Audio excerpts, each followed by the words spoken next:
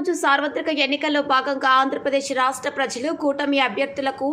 స్పష్టమైన మెజార్టీ ఇచ్చిన ఆంధ్రప్రదేశ్ ప్రజలకు అభివృద్ధి చేయడానికి ఆంధ్రాకి కాబోయే ముఖ్యమంత్రి నారా చంద్రబాబు నాయుడు ప్రభుత్వం ఏర్పాటుకు స్పష్టమైన మెజార్టీ ఇచ్చినటువంటి ఆంధ్ర ప్రజానికానికి ధన్యవాదాలు తెలుపుతూ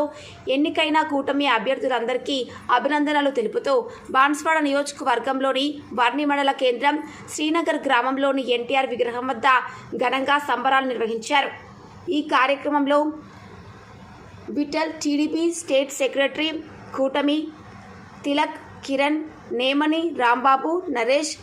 బండ్ల, మంజునాథ్, శ్రీకాంత్, బాలు, సాయి, ప్రతాప్, ప్రవీణ్ తదితరులు ఉన్నారు।